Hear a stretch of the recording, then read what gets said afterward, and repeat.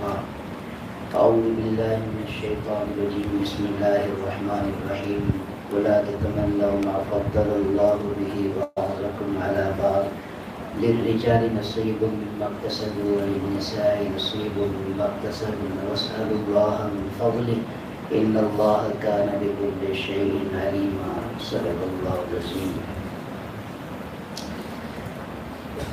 دینی باطنی روحانی کمالات جو ایک مومن مسلمان کے لیے خاص طور پر سب سے بڑا سرمایہ ہے، اس سلسلے میں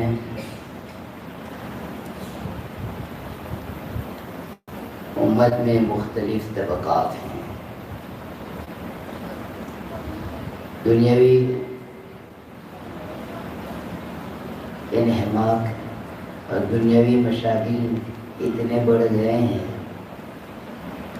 کہ دینی فضائل کے بارے میں بھی امت مختلف طبقات میں تقسیم ہو گئی.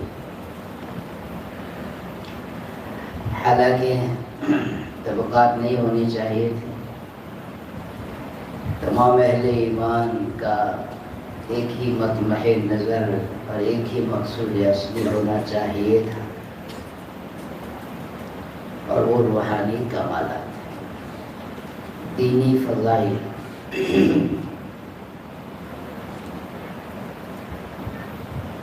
تو بہت سارے لوگ وہ ہیں کہ جتنی فضائل کے بارے میں کوئی خاص ذہن، کوئی خاص فکر نہیں رکھتے. دینی فضائل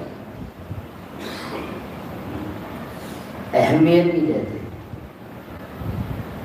علمی، عملی، اخلاقی جو کمالات ہے، روحانی اور باطنی جو صفات اہمیت نہیں دیتے.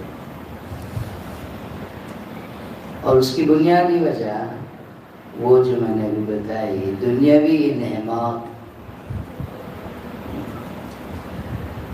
بقول حکیم الامت رحمۃ اللہ علیہ، اگرچہ ابھی بھی مسلمانوں میں وہ نوبت تو نہیں آئی، دنیاوی انہماک کا وہ درجہ تو نہیں آیا ہے جس کو کفار کے ساتھ خاص کرتے ہوئے اللہ تعالیٰ نے فرمایا تھا وَرَضُوا بِالْحَيَاةِ الدُّنْيَا وَاطْمَأَنُّوا بِهَا وَالَّذِينَ هُمْ عَنْ آيَاتِنَا غَافِلُونَ. کہ دنیا پر راضی ہو گئے، دنیا ہی پر اطمینان کر لیا، اور آخرت سے بالکل وہ غافل ہو گئے. یہ کافروں کی صفت. تو اگرچہ ایمان والے اس مقام پر تو نہیں پہنچے، لیکن پھر بھی دنیا کی جو مشغولی ہے اور دنیا کے پیچھے آج کل کا مسلمان جو دوڑ لگا رہا ہے، وہ اس نہج کی ہے کہ دینی کمالات، روحانی اور باطنی، علمی، عملی جو صفات ہیں اس سے غافل ہو. دنیا کے پیچھے ایسا انہماک کہ جو ہمیں آخرت سے غافل کرے، دینی فضائل، دینی کمالات سے غافل کرے، ایک مسلمان کی شان نہیں ہو سکتی. وَمَا هَذِهِ الْحَيَاةُ الدُّنْيَا إِلَّا لَهْوٌ وَلَعِبٌ وَإِنَّ الدَّارَ الْآخِرَةَ لَهِيَ الْحَيَوَانُ لَوْ كَانُوا يَعْلَمُونَ.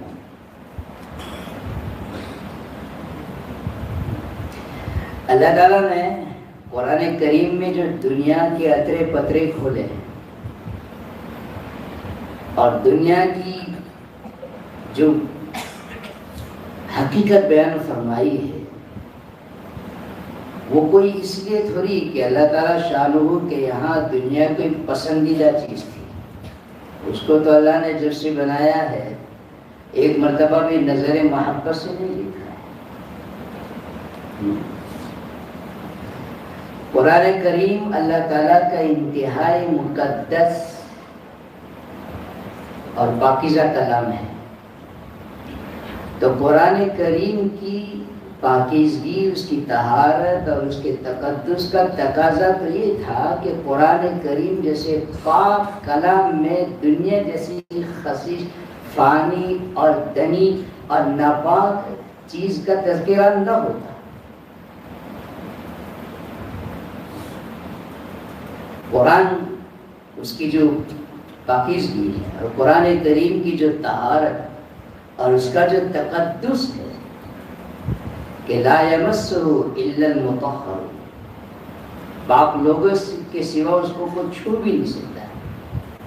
تو قرآن کریم کی یہ پاکیزگی اور اس کی یہ طہارت اور اس کا یہ مقام تقدس اس بات کا تقاضا کرتا ہے کہ اس کے صفحات میں، اس کی سطروں میں، اس کے اوراق میں دنیا جیسی ناپاک اور خبیث چیز کا تذکرہ نہ ہوتا۔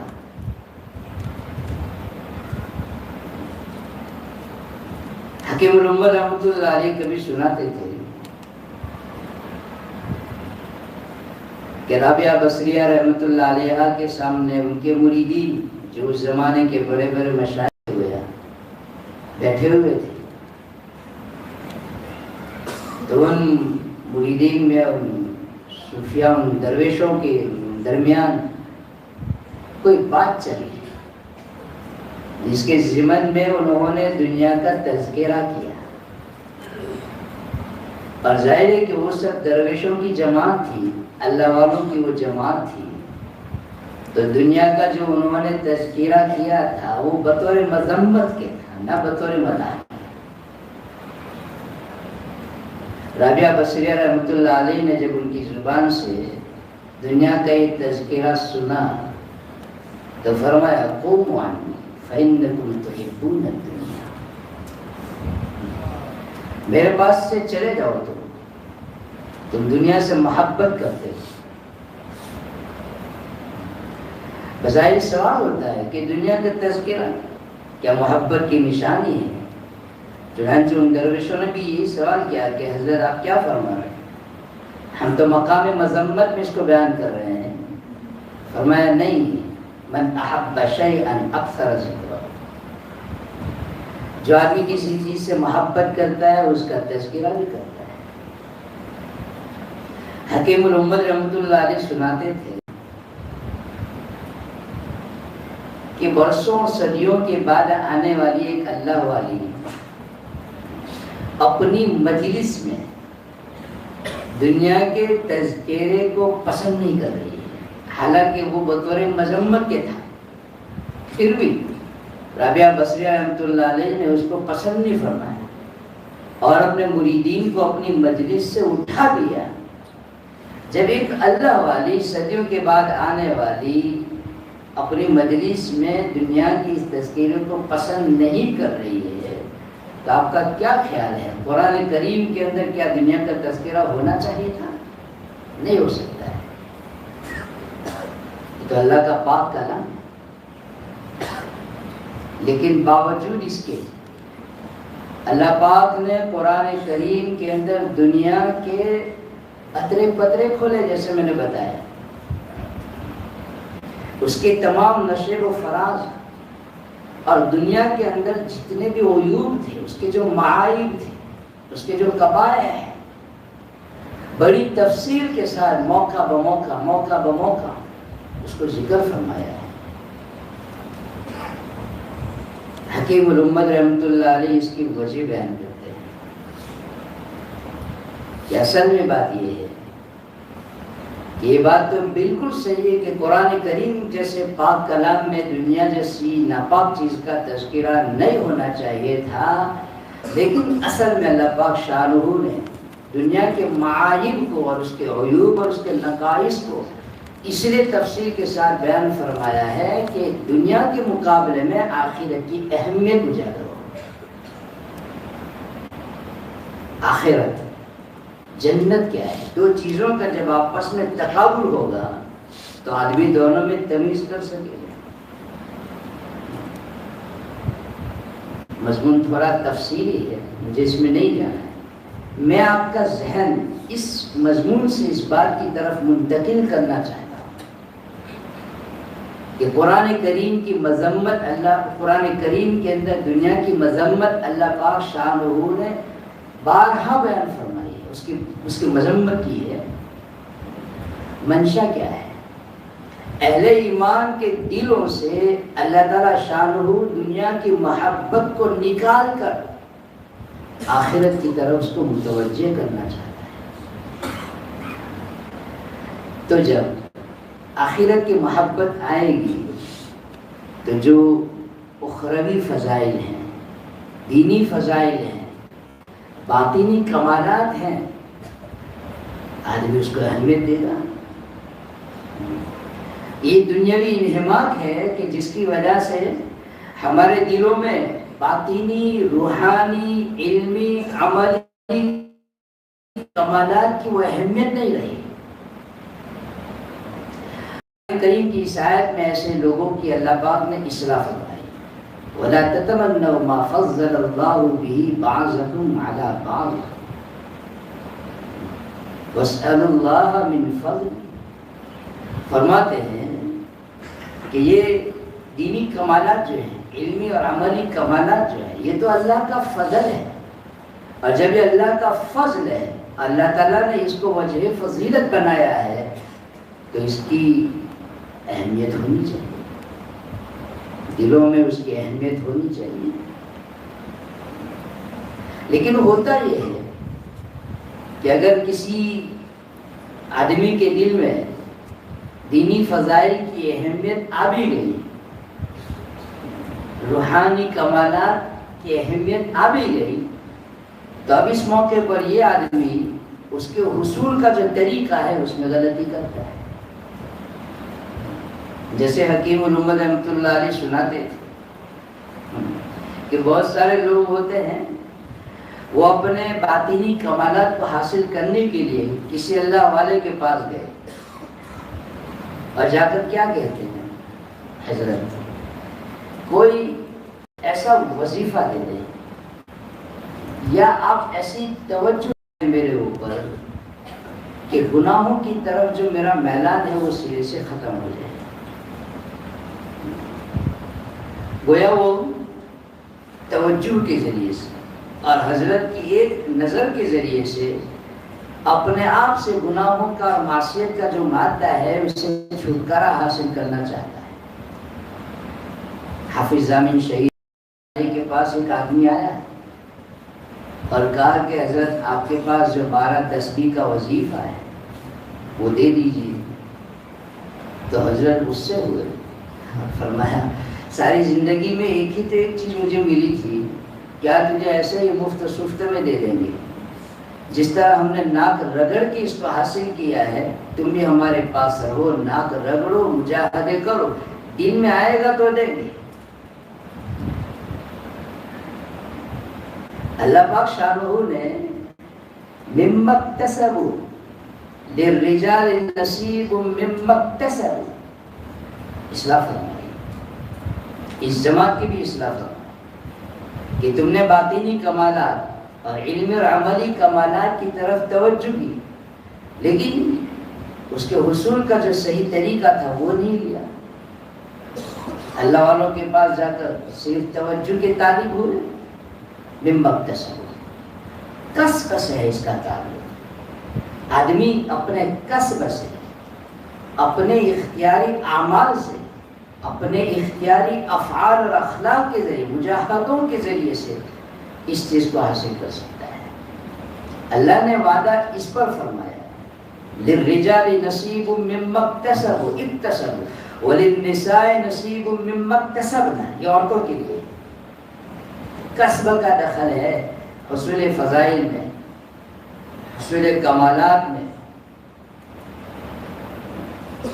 والذین جاہدوا فینا لنہدینہم سبلنا، اللہ پاک شانہ نے راستے آسان کرنے کا جو وعدہ مرتب کیا ہے وہ کس پر کیا ہے؟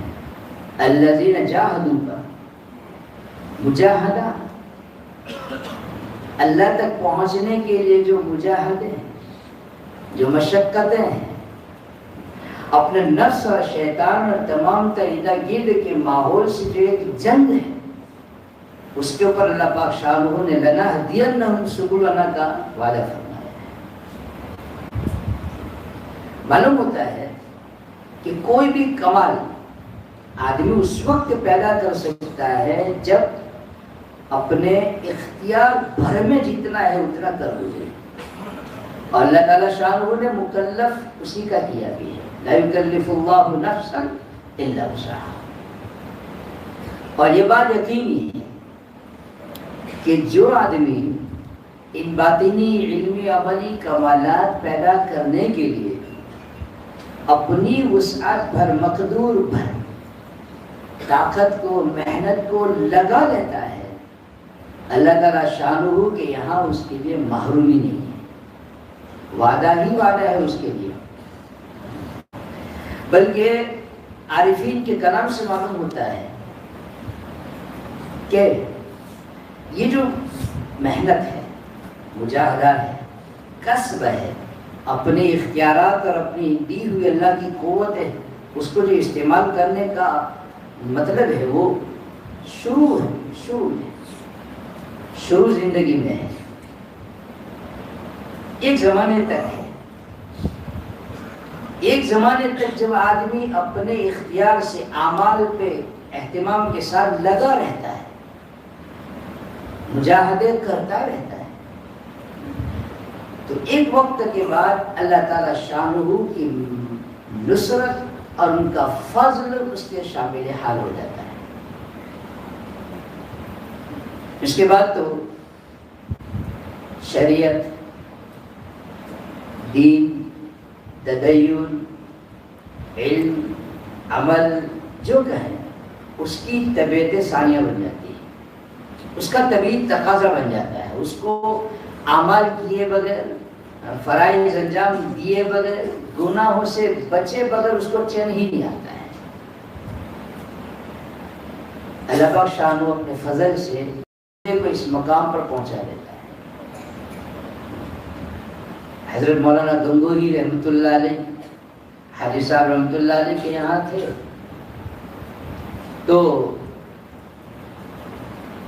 جب وہاں سے یہاں گنگو تشریف لائے حضرت کے پاس رہ کر، اس کے بعد جو خطوط لکھے اس میں ایک خط حضرت گنگوہی رحمۃ اللہ علیہ نے لے، اس میں یوں لکھا تھا کہ حضرت آپ کی برکت سے اللہ پاک شانہ نے جو میرے اوپر بڑے بڑے احسانات فرمائے، ان میں سے ایک احسان یہ ہوا کہ شریعت میری طبیعت بن گئی،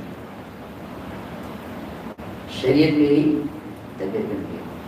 جیسا آدمی طبیعی تقاضے سے مجبور ہوتا ہے، کھانا اس کا طبیعی تقاضا ہے، بھوک لگے گی کھائے گا، کھائے بغیر چین نہیں آئے گا، پانی اس کا طبیعی تقاضا ہے، نہیں پیے گا تو چین نہیں آئے گا، ایسے ہی شریعت میری طبیعت بن گئی، یعنی میرا طبیعی تقاضا بن گیا۔ یہی وجہ ہے میں نے حضرت کے سوانح عمری میں پڑھا ہے، حضرت گنگوہی رحمۃ اللہ علیہ ایک مرتبہ دیوبند تشریف لائے تو مغرب کی نماز کا وقت ہو رہا تھا، مغرب کی نماز میں پہنچنے میں کچھ تاخیر ہو گئی، اور تاخیر کتنی ہوئی کہ ادھر امام صاحب نے اللہ اکبر کہا اور ادھر حضرت مسجد میں داخل ہوئے، گویا تکبیر تحریمہ حضرت کو نہیں ملی۔ نماز کے بعد زاروں قطار رونے لگے، خادموں نے پوچھا تو کیا بات ہے، آپ کیوں روئے، کیا کوئی تکلیف ہے؟ حضرت گنگوہی رحمۃ اللہ علیہ نے فرمایا 25 سال کے بعد میری آج پہلی مرتبہ تکبیر تحریمہ فوت ہوئی۔ شریعت طبیعت بن گئی 25 سال کے بعد، اور ان کا رونا یہی تھا، ہمارے اکابرین کا رونا یہی تھا۔ از اول تاخیر اس امت کی یہ خصوصیت کہ ان کا رونا، اس امت کا رونا کبھی دنیا کے لیے نہیں تھا۔ فریاب حیات الصحابہ، صحابہ کا رونا کس پر تھا؟ ان کا غم کاہے کا تھا؟ ان کو صدمہ کس بات سے ہوتا تھا؟ کوئی ایک واقعہ تو آپ بتائیں کہ جس میں کوئی دنیاوی سبب ہو۔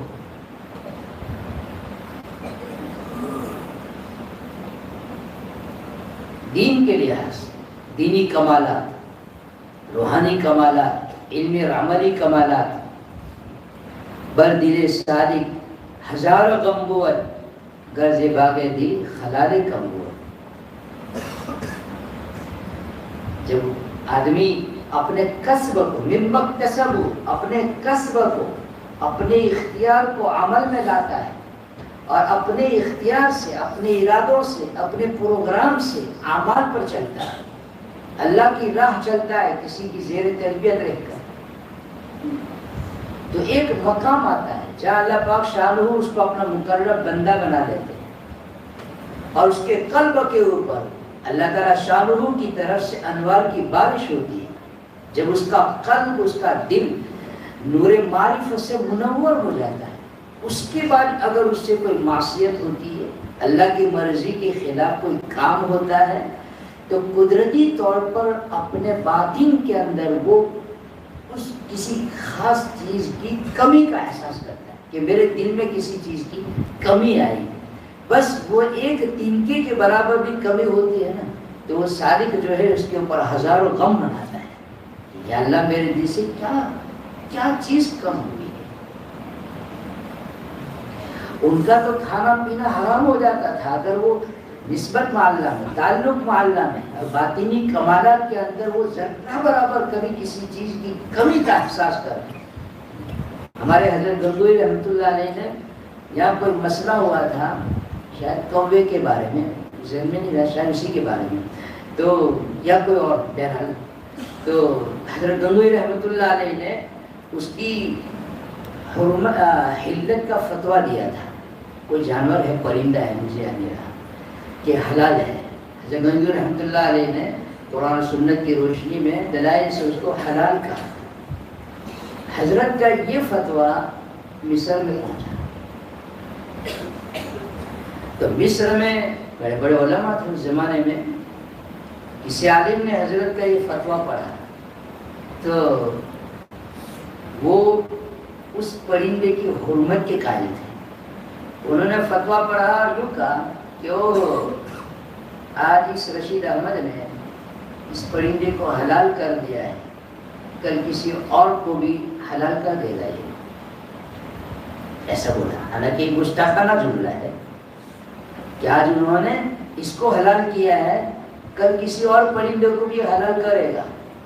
یہ بولتے ہی ان کو ایسا محسوس ہوا کہ باطن میں کوئی دولت تھی، کوئی چیز تھی، وہ تو تھے بہرحال، وہ انوار سے، معرفت سے وہ منور تھے، ایک دم ان کے دل سے نکلی اور ان کا دل جو ہے ایک دم سیاہ اور کالا پڑ گیا، ساری کیفیات جو تھی وہ سلب ہو گئی، ان کا تو کھانا پینا حرام ہو گیا، بیوی بچے حرام ہو گئے، بولتے بول دیا، اس کا انجام یہ آ گیا۔ ان کے شیخ زندہ تھے، ان کے شیخ زندہ تھے، دوڑے ہوئے ان کے پاس گئے، کہا حضرت میری مدد کیجیے، میں تو لوٹ گیا، میری تو دنیا بھی گئی، آخرت بھی گئی، میں کیا ہوا؟ کہا میرا یہ حال ہوا، لیکن مجھے پتہ نہیں چل رہا ہے کہ کس معصیت کا یہ نتیجہ ہے۔ یہ گناہ جو ہے نا، گناہ، ان گناہوں کو ہم کوئی اہمیت نہیں دے رہے ہیں آج۔ ہر گناہ ہمارا مسلم سماج ایسے کر رہا ہے نعوذ باللہ جیسے ان کے لیے حلال ہو، اور بہت سارے لوگ تو گناہوں پر باقاعدہ فخر کرو، صغیرہ کبیرہ کی تحقیق کر رہے ہیں۔ میں نے حکیم اختر صاحب رحمۃ اللہ علیہ کے کلام میں پڑھا تھا، فرماتے ہیں کہ ایک مثال دے رہا ہوں، گناہ کیا ہوتا ہے اس کو سمجھانے کے لیے ایک مثال دے رہا ہوں۔ حضرت حکیم صاحب رحمۃ اللہ علیہ فرماتے تھے کہ ایک سیکنڈ کی اختیاری بد نظری، وہی میں نے کہا نا، کسب، اپنا اختیار، کہ آدمی اپنے اختیار سے شہوت کے ساتھ ایک سیکنڈ کی بد نظری کرتا ہے، اللہ کی رحمتوں سے کروڑوں میل دور ہو جاتا ہے۔ کیا یہ ہم اس کو سمجھتے ہیں، اہمیت دیتے ہیں؟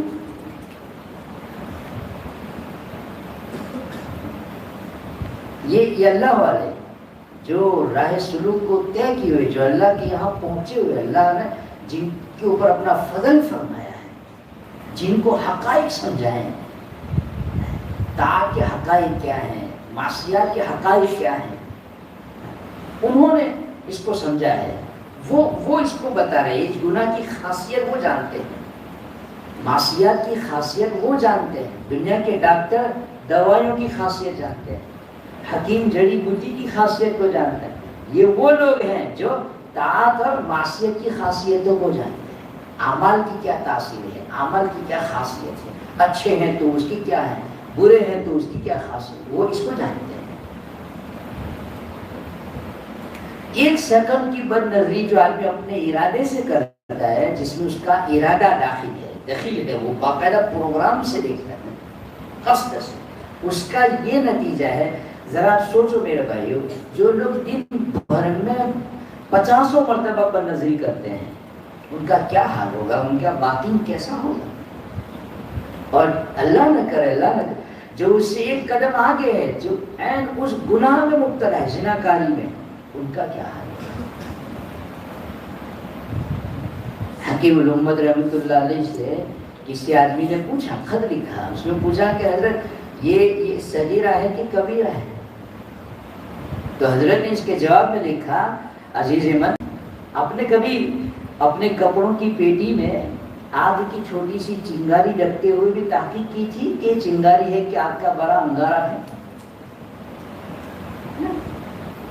اپنے چھپر میں سمجھے نا آگ لگاتے ہوئے چھوٹی سی چنگاری چھوڑتے ہوئے آپ نے تحقیق کی چنگاری ہے کہ؟ پھر حضرت نے ایک جملہ لکھا، عزیز من، جس طرح معمولی سی چنگاری گھر کے چھپر کو جلانے کے لیے کافی ہے، خداوند قدوس کی معمولی نافرمانی خیمہ ایمان کو جلانے کے لیے کافی ہے۔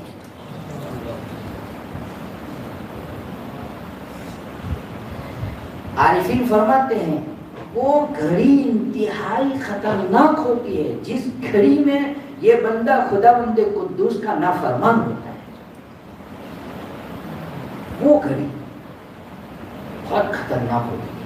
اللہ ہم سب کی حفاظت فرمائے کہ جس گھڑی میں یہ بندہ اس کا نافرمان ہوتا ہے، کسی بھی معصیت میں مبتلا ہوتا ہے، اللہ ہم سب کی حفاظت فرمائے۔ میں نے عارفین کی کلام میں پڑھا ہے، میں آپ کو بہت کام کی بات بتا رہا ہوں۔ میں نے جو آیت پڑھی اس میں وہ جملہ آیا ہے، وَاسْأَلُوا اللَّهَ مِن فَضْلِهِ، اللہ سے اس کے فضل کا سوال کرو، دعائیں کرو، اللہ سے مانگو۔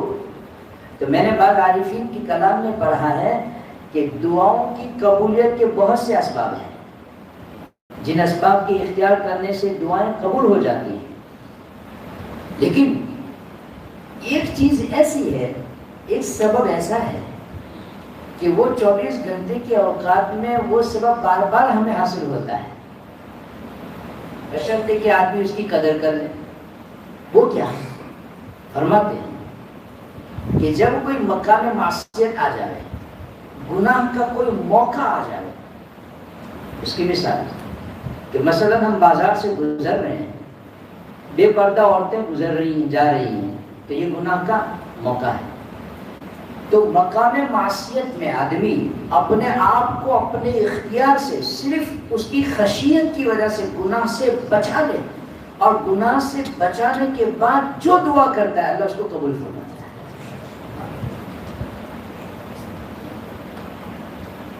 تو مقام معصیت تو ہزاروں ہیں، گھر سے نکلتے ہی مقامات معصیت ہے، اور تو ماحول ایسا ہے۔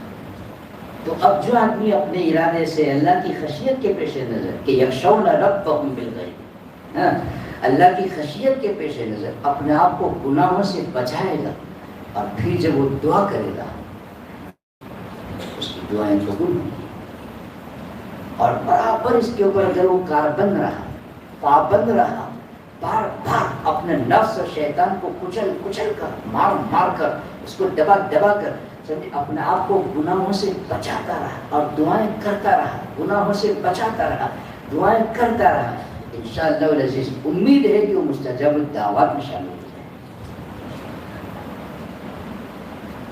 اور بہت یہ بہت ضرورت ہے اس بات کی. بیٹھے بیٹھے کئی مضامین میں ذہن میں آئے, اس پر کہوں. میرے بھائیوں, مقامات, روحانی کمالات, علمی, عملی, باطنی, روحانی کمالات پیدا کرو. اور دیکھو, وَلَا تَتَمَنَّوْا مَا فَضَّلَ اللَّهُ بِهِ بَعْضَكُمْ عَلَى بَعْضٍ. بعض مرتبہ ایسا ہوتا ہے کہ جب یہ بات کہی جاتی ہے کہ روحانی کمالات پیدا کرو, اللہ والے بنو, تو لوگ کیا کہتے ہیں, مولانا ہم کہاں عبد القادر جیلانی بن سکتے ہیں, جنید بغدادی بن سکتے ہیں. بھائی وہ اپنے زمانے کے جنید تھے, انشاءاللہ العزیز ہم اپنے زمانے کے جنید ہیں. ہاں, ان کے لیے کیا بات تھی, متقدمین میں جو بڑے بڑے اولیاء کاملین گزرے ان کے لیے کیا بات تھی. ان کے لیے بات یہ تھی کہ اپنا پورا وجود ہماری نافرمانی سے بچاؤ, پورے وجود کو, حتیٰ کہ تمہارے دل دماغ میں سمجھے بطور وسوسے کے اور بطور خیال کے بھی کوئی گناہ نہ گزرنا چاہیے. وہ دارالعلوم دیوبند کا جب سنگ بنیاد رکھا جا رہا تھا تو وہاں مختلف اکابر تھے ہمارے, حضرت نانوتوی رحمۃ اللہ علیہ تھے, حضرت سید عابد حسین دیوبندی رحمۃ اللہ علیہ تھے وغیرہ. تو مولانا قاسم صاحب نانوتوی رحمۃ اللہ علیہ نے حاضرین مجلس سے فرمایا کہ آج اس دارالعلوم کی بنیاد ہم ایک ایسے شخص کے ہاتھوں رکھنے جا رہے ہیں کہ بالغ ہونے سے لے کر اب تک اس شخص کے دل دماغ میں صغیرہ کا وسوسہ بھی نہیں آیا. میں نے پڑھا ہے, علوم کی تاریخ میں پڑھا ہے کہ بولو صغیرہ کا وسوسہ, کبیرہ نہیں, صغیرہ. اور آپ اس کے اوپر تعجب نہ کریں, اللہ تعالیٰ شانہ کا ہر بندے کے ساتھ اس بندے کی استعداد کے مطابق معاملہ ہے. یہ بات سمجھنا بہت ضروری ہے, بہت ضروری ہے.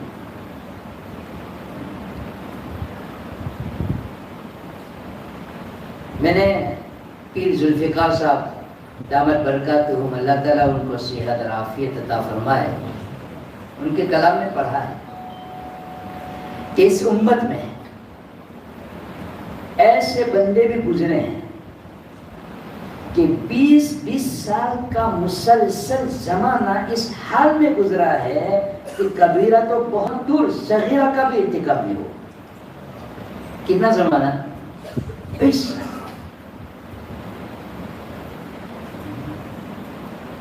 یعنی اس طرف کے فرشتے کو موقع ہی نہیں دیا کہ کچھ لکھے ہو, ساری ذمہ داری اسی پر تھی. کیسے لوگ تھے, میں تو صرف یہ آپ کا ذہن بنانے کے لیے اور یہ سمجھانے کے لیے کہ یہ اس زمانے کے لوگ تھے. چلو بغدادی اپنے زمانے میں تھے, بایزید بستامی, معروف کرخی اپنے زمانے میں تھے. ہم اپنے زمانے کے لحاظ سے بن سکتے ہیں. اللہ تعالیٰ نے صرف نبوت کا دروازہ بند کیا ہے. دیکھو, للرجال نصیب مما اکتسبوا, مردوں کے لیے اتنا حصہ ہے جتنے ان کی کمائی ہے, یعنی جتنی ان کی محنت کسب ہے. وللنساء نصیب مما اکتسبن, عورتوں کے لیے اتنا ہے جتنی ان کی کمائی ہے. لیکن آگے اللہ نے کیا فرمایا, واسألوا اللہ من فضلہ, ارے تم پہاڑوں کے برابر بھی عمل کرو نا تو وہ اللہ کا فضل ہی ہوگا,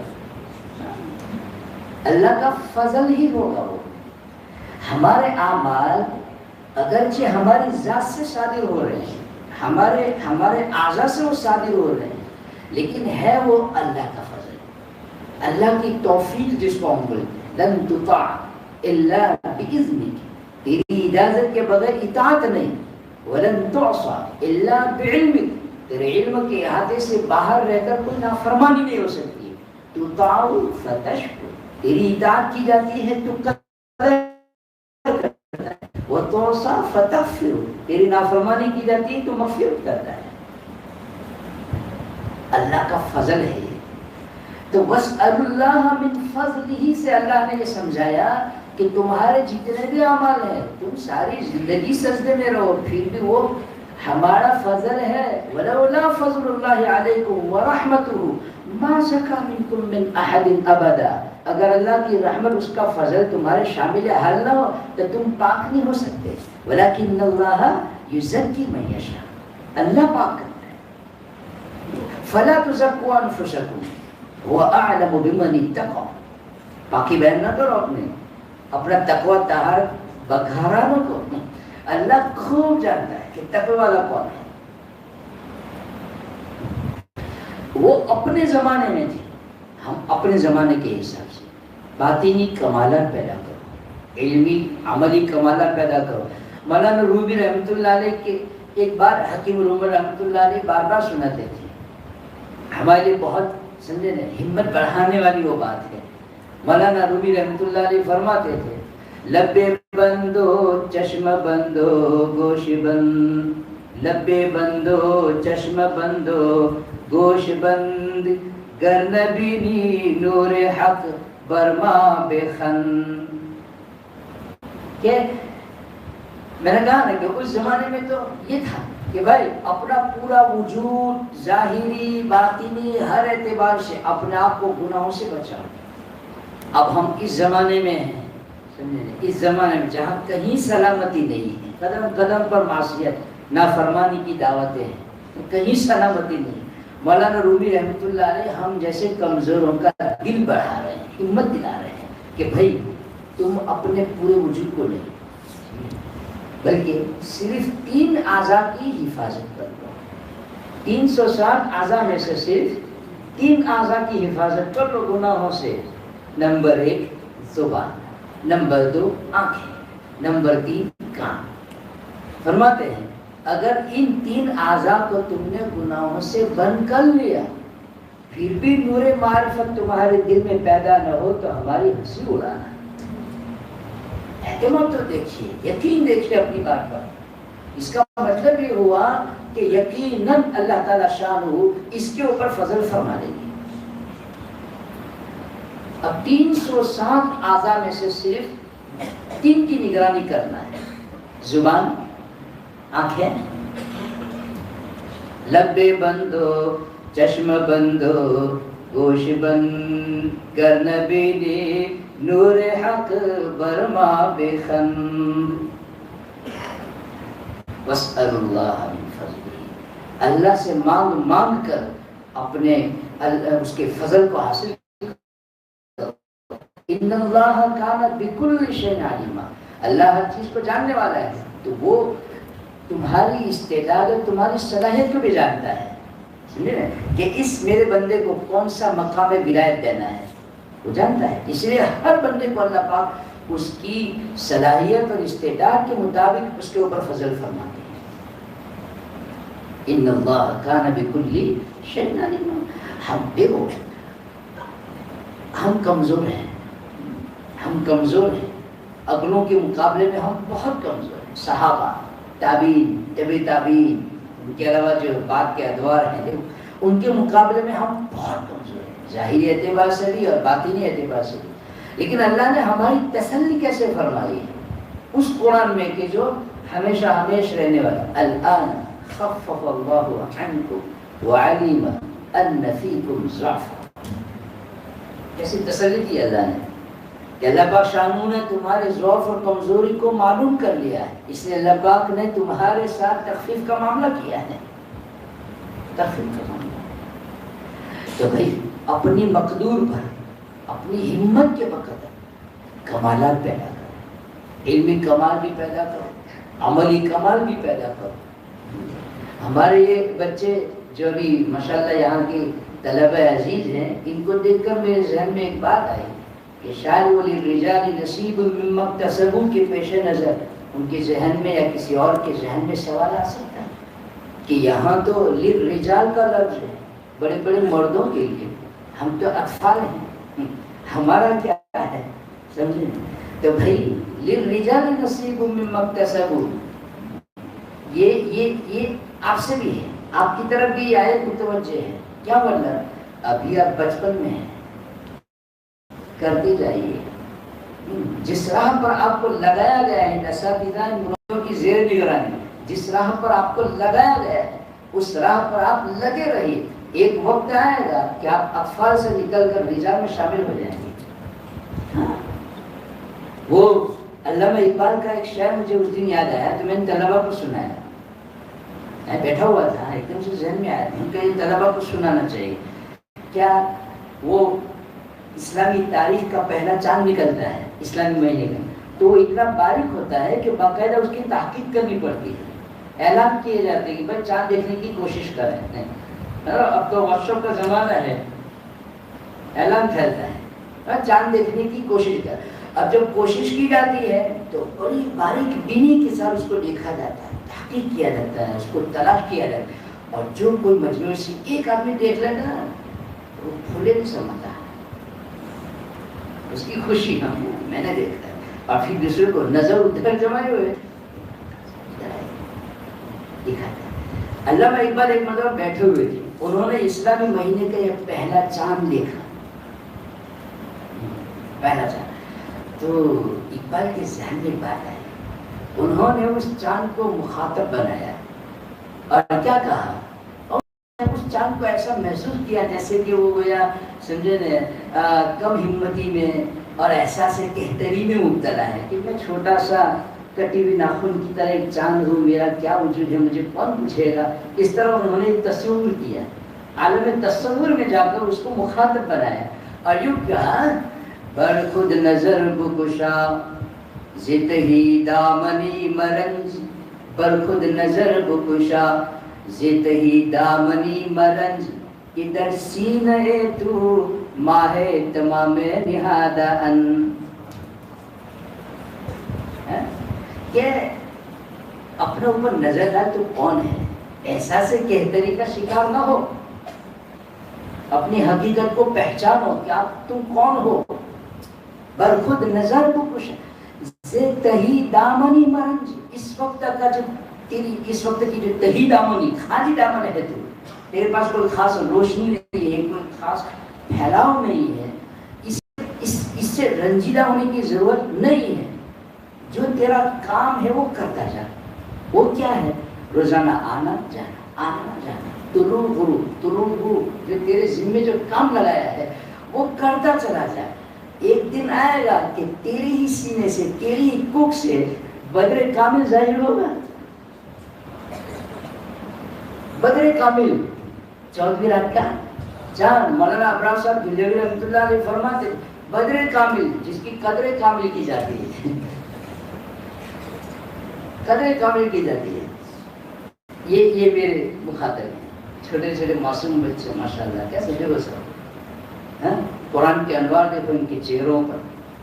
میں آپ سے کہتا ہوں بر خود نظر بکشا زتہی دامنی مرنج، اپنے اوپر دیکھو، اپنے آپ کو پہچانو، احساس کہتری کا شکار نہ ہو. آپ اپنی اس وقت کی تہی دامنی کے پیش نظر اپنے آپ کو کمتر نہ سمجھیں، پسپا نہ ہو. اپنا جو کام ہے وہ کرتے جائیں ان کی نگرانی میں. ان کے یہ پورا مجمع آپ کا ہے، ان کے ماتحت رہ کر آپ کا جو کام ہے وہ کرتے جائیں. پڑھیں، محنت سے پڑھیں. انشاءاللہ العزیز اس وقت کہ آپ ہلال ہیں، چند دنوں کے بعد، چند سالوں کے بعد آپ ہی بدر کامل ہیں.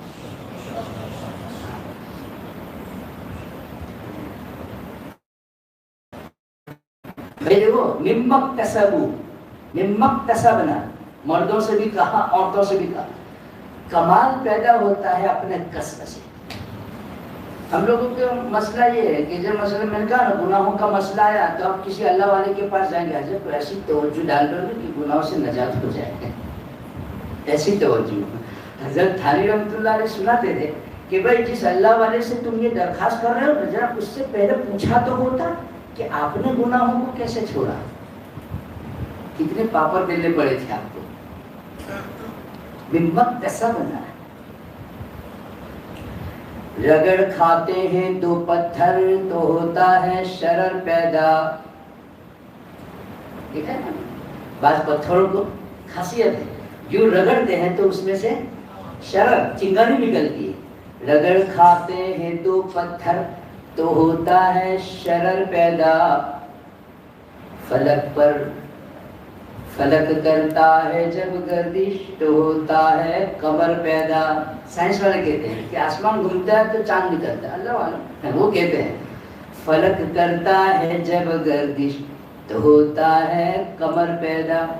زمین پر میہ برستی ہے تو ہوتا ہے شجر پیدا. بارش موسلادھار، یہ 2 دن میں کیا ماجرا ہو گیا کہ جنگل کا جنگل ہرا ہو گیا.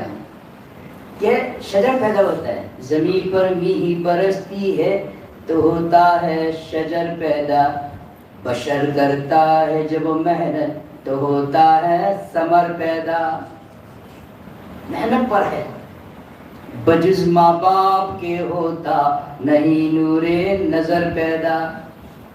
ماں باپ کے بغیر ماں باپ کرنا چاہیے، نور نظر چاہیے. تو شاہ عبد العزیز محدث دہلوی رحمۃ اللہ علیہ کے پاس ایک نوجوان آتا رہتا تھا، اور وہ جب بھی آئے تو حضرت سے درخواست کرے حضرت دعا کر کوئی نور نظر پیدا ہو، مجھے اللہ بہترین لڑکا دے. حضرت شاہ صاحب تھی بھی پیرا وہ دعا کرتے. 3 سال تک سلسلہ چلتا رہا.